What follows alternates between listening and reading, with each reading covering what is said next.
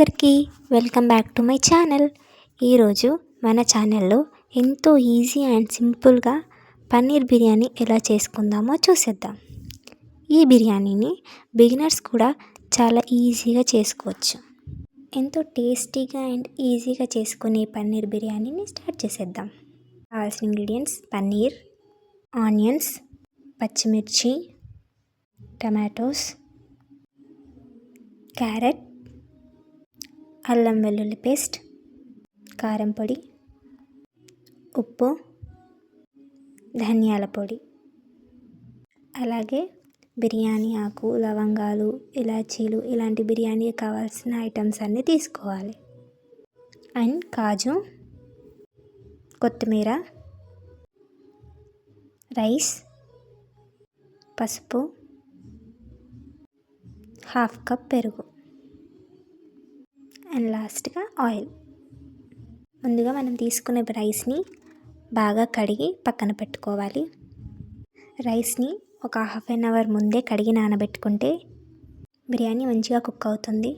ముందుగా ఒక బౌల్ తీసుకొని హీట్ అయ్యాక ఆయిల్ వేసుకోవాలి. ఆయిల్ హీట్ అయ్యాక పన్నీర్ని చిన్న చిన్న ముక్కలుగా కట్ చేసుకొని ఆయిల్లో వేసుకోవాలి. ఈ పన్నీర్ని మంచిగా ఫ్రై చేసుకోవాలి. ఇవి గోల్డెన్ బ్రౌన్ కలర్లోకి వచ్చేదాకా మంచిగా ఫ్రై చేసుకొని తీసి పక్కన పెట్టుకోవాలి. పన్నీర్ మరి గట్టిగా అవ్వకుండా చూసుకోవాలి. నెక్స్ట్ అదే ఆయిల్లో కట్ చేసి పెట్టుకున్న 2 ఆనియన్స్ వేసుకోవాలి. ఈ ఆనియన్స్ని ఫ్రైడ్ ఆనియన్స్గా చేసుకోవాలి. గోల్డెన్ బ్రౌన్ కలర్లో వచ్చే వరకు వేయించుకొని వీటిని కూడా తీసి పక్కన పెట్టుకోవాలి. నెక్స్ట్ ఒక బౌల్ తీసుకొని మనం నానబెట్టుకున్న రైస్ని, ఒక కప్పు రైస్కి 2 కప్పుల వాటర్ వేసుకొని అందులో బిర్యానీ ఆకు, సాల్ట్, దాల్చిన, ఇలాచీ, కొద్దిగా ఆయిల్ వేసుకొని 70% కుక్ అయ్యే వరకు కుక్ చేసుకోవాలి.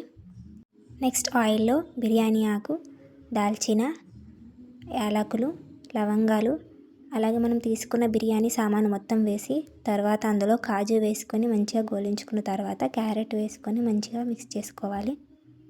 అలాగే పచ్చిమిర్చి కూడా వేసుకొని మంచిగా కలుపుకున్న తర్వాత లాస్ట్లో ఆనియన్స్ వేసుకొని మంచిగా మిక్స్ చేసుకోవాలి. ఆనియన్స్ పచ్చివాసన పోయే వరకు వేయించుకున్న తర్వాత ఇందులో అల్లం వెల్లుల్లి పేస్ట్ వేసుకోవాలి. అల్లం వెల్లుల్లి పేస్ట్ కూడా పచ్చివాసన పోయేంత వరకు వేయించుకోవాలి.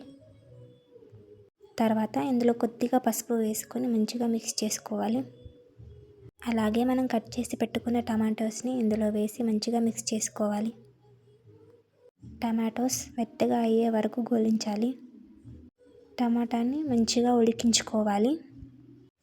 అండ్ మనం పక్కన పెట్టుకున్న రైస్ని మంచిగా ఉడికిందో లేదో చూసుకోవాలి. రైస్ 90% ఉడికేదాకా ఉడికించుకోవాలి.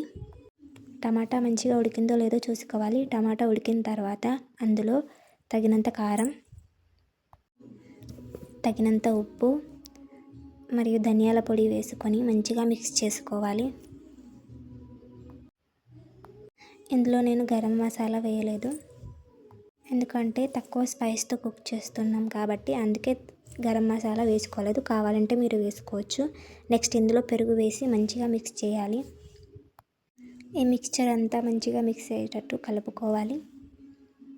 తర్వాత ఇందులో మనం ఆల్రెడీ ఫ్రై చేసుకున్న పన్నీర్ని వేసుకొని మంచిగా మిక్స్ చేసుకోవాలి. పన్నీర్ మంచిగా మిక్స్ అయ్యే వరకు కలుపుకోవాలి. మీరు కనుక నా ఛానల్ని సబ్స్క్రైబ్ చేయకపోయి ఉంటే please do subscribe to my channel and don't forget to click the bell icon. Next cooking ప్రాసెస్లోకి వెళ్తే మనం ఆల్రెడీ 90% ఉడకబెట్టుకున్న రైస్ని ఇందులో లేయర్స్గా వేయాలి.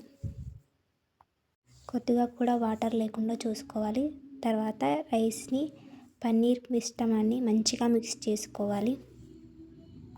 మొత్తం అంతా మంచిగా మిక్స్ చేసుకోవాలి. మీరు కావాలంటే రైస్ని పైన ఉంచుకొని కర్రీ కింద పెట్టుకొని అలా కూడా చేసుకోవచ్చు. కాకపోతే మిక్స్ చేసుకుంటేనే టేస్ట్ బాగుంటుంది. లాస్ట్లో మనం ఆల్రెడీ డీప్ ఫ్రై చేసుకున్న ఫ్రైడ్ ఆనియన్స్ని పైన వేసుకొని మంచిగా గార్నిష్ చేసుకోవాలి. అండ్ ఈ ప్రాసెస్ అంతా తక్కువ హీట్లో జరగాలి. అందుకే పెంక పెట్టుకొని పెంక పైన బౌల్ని పెట్టుకోవాలి. తర్వాత కొద్దిగా నెయ్యి వేసుకొని లాస్ట్లో కొత్తిమీరతో మంచిగా గార్నిష్ చేసుకొని మూత పెట్టి ఒక 15 మినిట్స్ దమ్ పెట్టుకోవాలి లో ఫ్లేమ్లో. అంతే, మన పన్నీర్ బిర్యానీ రెడీ. బిగినర్స్ కూడా ఎంతో ఈజీగా అండ్ సింపుల్గా ఈ పన్నీర్ బిర్యానీని చేసుకోవచ్చు. చూడండి ఎంత బాగా కుక్ అయిందో. ఎంత ఈజీగా అండ్ సింపుల్గా చేసుకునే పన్నీర్ బిర్యానీ మీరు కూడా ట్రై చేయండి. మీకు ఈ వీడియో నచ్చితే ప్లీజ్ లైక్ చేయండి. అండ్ ఫైనల్గా ఒక ప్లేట్లో పెట్టేసుకుంటే మన పన్నీర్ బిర్యానీ రెడీ. మీకు కనుక ఈ రెసిపీ నచ్చితే please do subscribe to my channel and like చేయండి, షేర్ చేయండి. Thanks for watching.